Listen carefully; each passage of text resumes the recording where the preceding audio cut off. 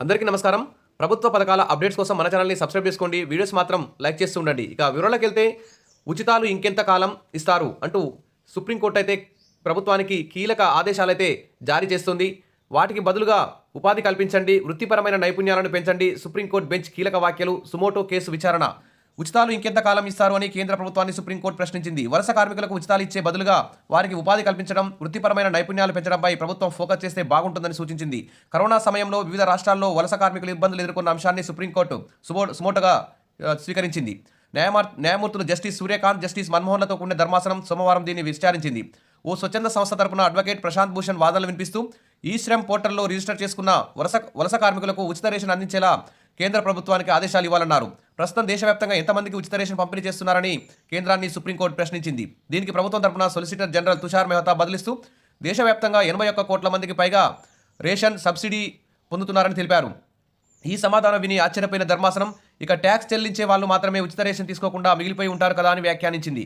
మరి ఇంకెంత కాలం పాటు ఉచితాలు ఇస్తూ పోతారు? వాటికి బదులుగా వలస కార్మికులకు ఉపాధి ఉద్యోగాలు కల్పించండి, వారి స్కిల్స్ పెంచండి, సొంత కాళ్ళపై నిలబడేలా చేయండి. ప్రజలను సంతోషపెట్టేందుకు రాష్ట్రాలు రేషన్ కార్డులు మంజూరు చేస్తుంటాయి. దానివల్ల భారీ భారం పడేది మాత్రం కేంద్రపైనే కదా అని సుప్రీంకోర్టు ధర్మాసనం వ్యాఖ్యానించింది.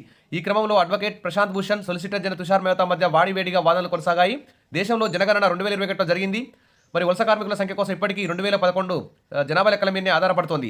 మరి 2021 వలస కార్మికుల సంఖ్య భారీగా పెరిగింది అని ప్రశాంత్ భూషణ్ తెలిపారు. దీనికి solicitor general Tushar Mehta counter ఇస్తూ కొన్ని స్వచ్ఛంద సంస్థలు కోవిడ్ టైంలో వలస కార్మికుల కోసం ఏమీ చేయలేదు, అలాంటి సంస్థలే కోర్టులో పిటిషన్లు వేస్తున్నాయని విమర్శించారు.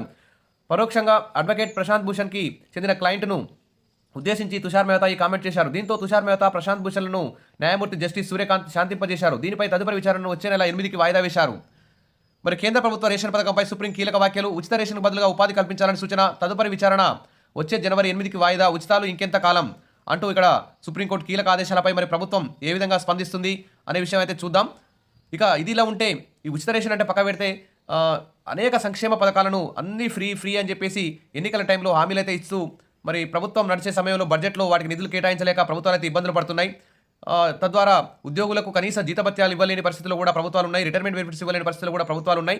కాబట్టి వెంటనే ప్రభుత్వం ఉచితాలకు పోకుండా సుప్రీంకోర్టు తీర్పు ప్రకారం సరే ఎవరికి అత్యవసరము ఉచితాలు ఎవరికి అత్యవసరమో వారికి ఉచితంగా ఇస్తే సబ్సిడీలు రేషన్లు ఇవన్నీ ఇస్తే మంచిగా ఉంటుంది. కానీ ఎన్నికల సందర్భంగా గొంతెమ్మ కోరికలు, ఉచిత హామీలు, అంచనాలకు మించి బడ్జెట్ మించి హామీలు ఇచ్చి ప్రభుత్వాలు ఆర్థికంగా చితికిపోవడం ఇక్కడైతే బాగాలేదు. కాబట్టి ప్రభుత్వాలు ఇప్పటికైనా పార్టీలు ఇప్పటికైనా ఎన్నికల సందర్భంగా విచ్చలవిడి హామీలు ఇవ్వకుండా ఏమైతే చేయగలుగుతారో, ఏ పనులు చేయడానికి, ఏ పథకాలు అమలు చేయడానికి నిధులైతే ఉంటాయో ఆ స్థాయిలోనే ఎన్నికల హామీలు ఇవ్వాలని చెప్పేసి అందరూ కూడా కోరుకుంటున్నారు.